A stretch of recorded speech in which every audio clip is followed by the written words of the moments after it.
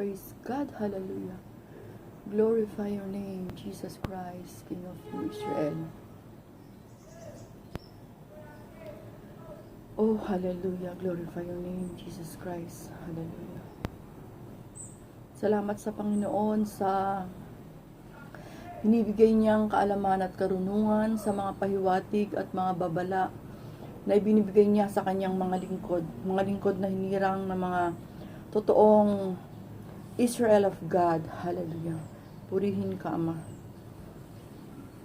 Nararamdaman natin ang great shaking na magaganap sa buong daigdig, mga kapatid. Praise God. Hallelujah. Na maging ang mga ibon, mga hayop, mga isda sa dagat, mga kapatid, ay nararamdaman nila to. Dilingid sa kanila, mga kapatid, na mayroong malaking kaganapang magaganap sa daigdig na muling maulit, mga kapatid. Praise God. Hallelujah.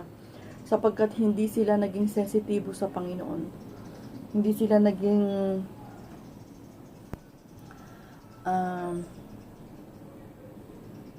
hindi sila nanumbalik sa kabila ng lahat ng mga kaganapan, sa kabila ng lahat ng parusa na iginagawad sa atin ng ating Ama na sa langit upang maibalik ang lahat ng atensyon patungo sa Kanya. Subalit sa kabila ng pagdiliglig, pagyayanig, pag-uuga na nagaganap sa lupa at sa langit, mga kapatid, ay patuloy pa rin sila sa kanilang pagpapalalo. Ang mga hari dito sa lupa na kung saan ang iniisip nila ay mga pangsarili pa rin nilang mithiin at hikain at hindi ang ikalulugod sa harapan ng ating Panginoong Diyos. Naalala ko nga, mga kapatid, praise God, hallelujah, ang pangitain ng hari Nabucodonosor, mga kapatid, praise God, tungkol sa larawang ito na may ulo ng dalisay na ginto. Ang kanyang dibdib, ang kanyang mga bisig ay pilak, at ang kanyang tiyan ay ang kanyang mga hita ay tanso, at ang kanyang binti ay bakal, at ang kanyang mga paa ay isang bahagi ng bakal at isang bahagi ng putik na luto. Praise God. Glorify your name. Ito na yun, mga kapatid, praise God, na pilit man nilang itayo ang sarili nilang kaalaman, ang sarili nilang karunungan, mga kapatid, praise God, hallelujah. Pinapaaninaw at pinapakita ng Panginoon na yung bahagi ng kapangyarihan na meron sila, mga kapatid, ay isang bahagi ng bakal at isang bahagi ng putik, na kailanman, mga kapatid, pagsamahin mo man ang bakal at putik ay hindi sila magsasama. Iba ang kapangyarihan ng bakal at iba ang kapangyarihan ng putik. So, mga kapatid, andyan talaga yung paglalaban, pagninig, pagpapakita na mas makapangyarihan kami, kayo ay lupa lang, ganun, mga kapatid, praise God. Kaya itong lahat na itong nanggaganap na ito, mga kapatid, yung mga peace deal na nangyayari dyan sa bansang Arabo, mga kapatid, praise God, patungo sa bansang Israel, na kung gusto nilang magkaroon ng sinasabi nilang kapayapaan, mga kapatid, ay isang betrayal lang, mga kapatid, praise God, na kailanman ay hindi magaganap.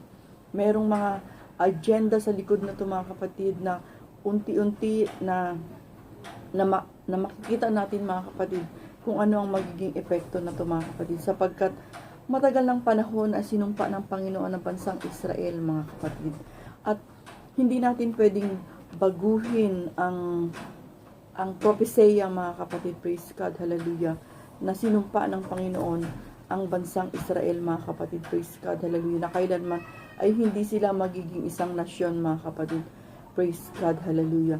Napapasampahin ng Panginoon ang lahat ng mga kalaban nila, mga kaaway nila, upang samsaman sila, linlangin sila, at upang lupigin sila, upang makita ng mga tao na yan na ang lahat ng salita ng Panginoong Diyos ay totoo, mga kapatid, praise God, hallelujah. Sapagkat hindi mangyayari, mga kapatid, praise God, na magkakaroon sila ng pagkakaisa, sapagkat yan ang mga tao na iba't iba ang kanilang mga pananampalataya, iba-iba ang kanilang pananaw, iba-iba ang kanilang mga prinsipyo sa buhay, mga kapatid.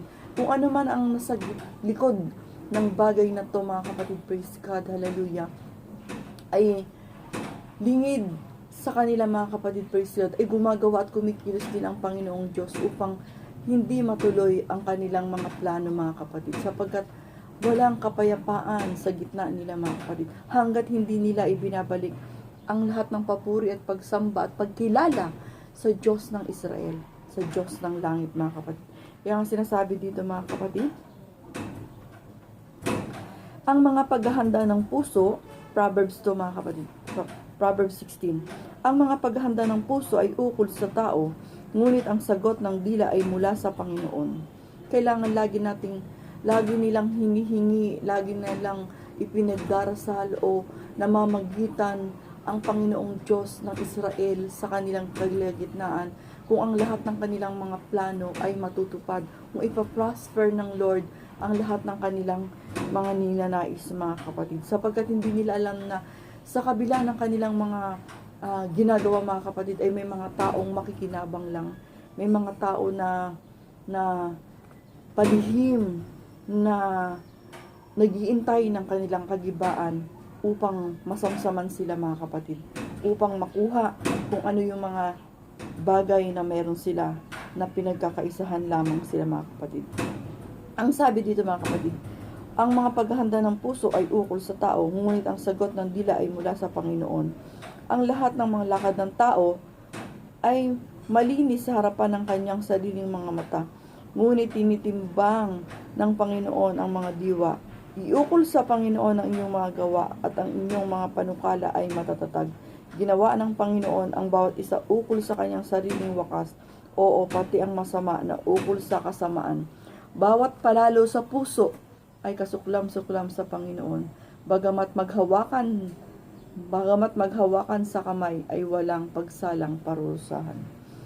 The preparations of the heart in man and the answers of the tongue is from the Lord. All the ways of a man are clean in his own eyes, but the Lord weigheth the spirit. Commit thy works unto the Lord, and thy thoughts shall be established.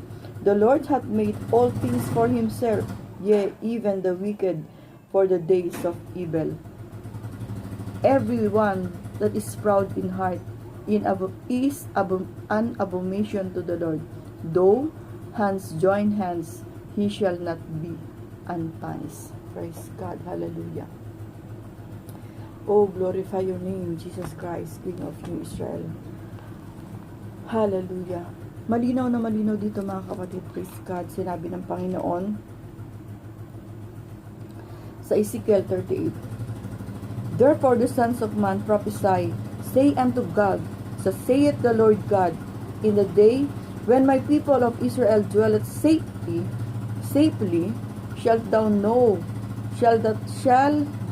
know it, and thou shalt come from the place of the north parts, thou and many people with thee, all of them riding upon horses and great company, and a mighty army. And thou shalt come upon against my people of Israel as a cloud of cover the land.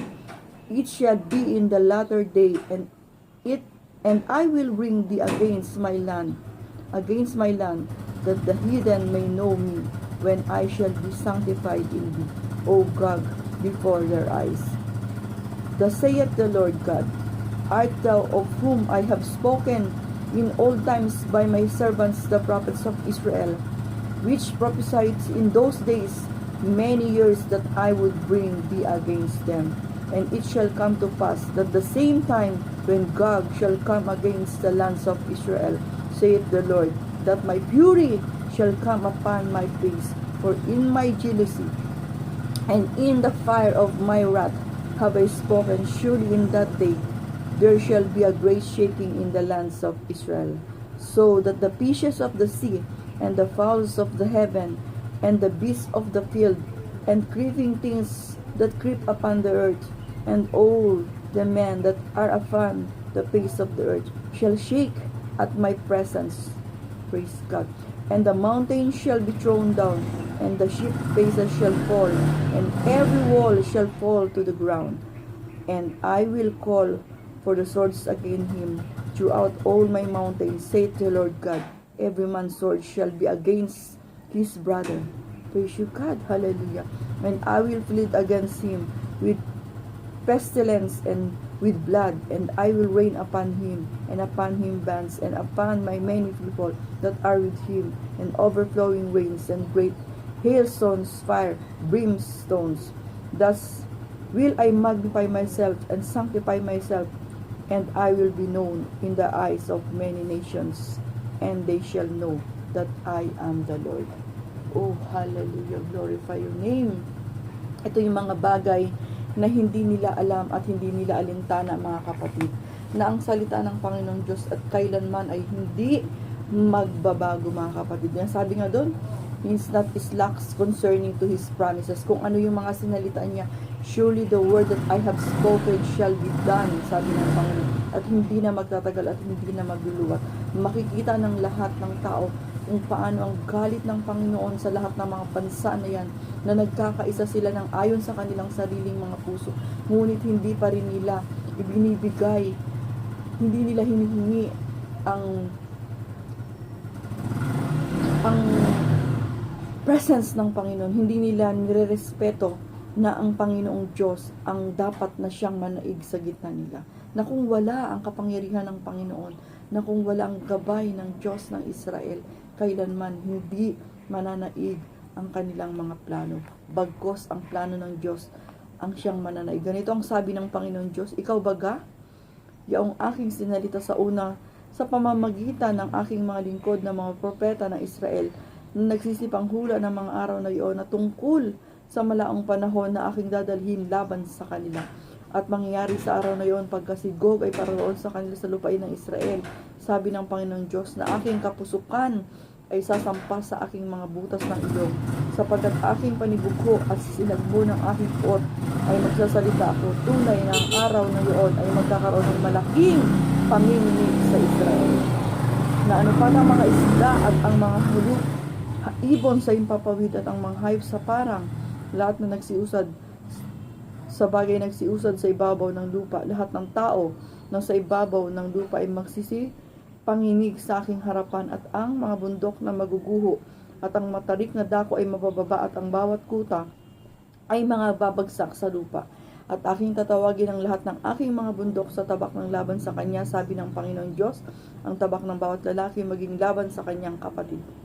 Oh, glorify your name. At ako'y makikipaglaban sa kanya sa pamamagitan ng salot ng dugo. Pauulanan ko siya ng mga sa kanyang mga pulutong, at ang maraming bayan na nakasama niya, na nagpapalakas ng ulan at malakas na granizo, apoy at asupre. At ako'y pakikitang dakila at banal, at ako'y pakikilala sa harap ng mga mata ng maraming bansa sa kanilang nalalaman ng Panginoon. Praise you, God. Hallelujah. Tunay na makapangyarihan ng Panginoon. Ang lahat ng salita niya ay hindi magluluwat at magaganap, mga kapatid. Makikita natin, mga kapatid, makikita ng lahat ng tao kung ano ang gagawin ng Panginoon sa kanila. Na sa kanilang mga kabaluktutan, sa kanilang mga maling mga kaisipan, mga kapatid, na hanggang sa ngayon ay patuloy silang nagmamatigas sa Panginoon.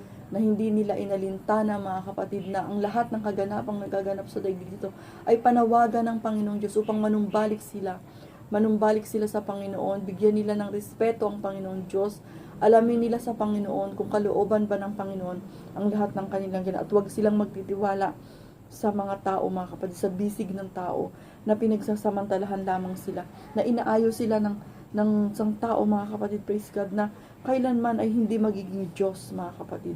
Diyos lang ang nakakaalam, mga kapatid, praise God, hallelujah, kung kailan niya patatawarin ang bansang Israel sa kanilang mga nagawang kasalanan, mga kapatid, sa pagtanggi nila sa Panginoon, sa pagtalikod nila sa Panginoon, na hanggang sa ngayon, mga kapatid, ay hindi pa rin nila ibinabalik ang kanilang tiwala, respeto at paggalang sa nag-iisang Diyos na gumawa ng langit at lupa.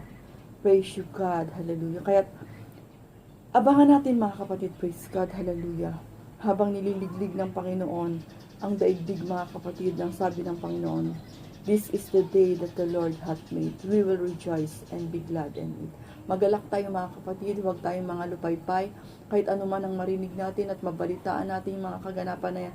Dahil yan ang nais ng Panginoon, yan ang kalooban ng Panginoon para sa kanila, na patuloy na nagmamatigas, mga kapatid, na patuloy na itinatanggi ang dakilang hari, ang nag-iisang hari, ang Diyos ng Israel, Jesus Christ, King of Israel. To God be all the glory, Jesus Christ, King of Israel. I love you all. In Jesus Christ's name, hallelujah, amen. Manalig lang tayo mga kapatid, maghintay tayo sa plano ng Panginoong Diyos. Kapagkat ang sabi ng Panginoon, hindi sa bundok ng Israel, hindi sa bayan ng Israel, kundi ang Diyos ay Espiritu, ang lahat ng nananamba sa Espiritu at katotohanan ay hinahanap ng Panginoon ang lahat ng taong sumasamba sa Espiritu at katotohanan. So, wala siya sa mga lupa mga kapatid, wala siya sa bawat lugar mga kapatid na tinasabi nila na babalikan ng Panginoon. Babalik ang Panginoon kung saan mayroong mga taong nagtitipon, nagpupuri at nagsasamba sa Kanya, kung saan siya pinaparangalan, kung saan siya itinataas mga kapatid, kung saan yung dako mga kapatid, na ang mga tao ay nagkakaisa at nagtitipon na purihin at sambahin at humingi at dakilain ng ating Panginoong Diyos. Hallelujah. Purihin ka, Ama. Purihin ka. Dakila ka, Panginoon. Salamat, God. Salamat, Jesus Christ, King of Israel. To God be all the glory.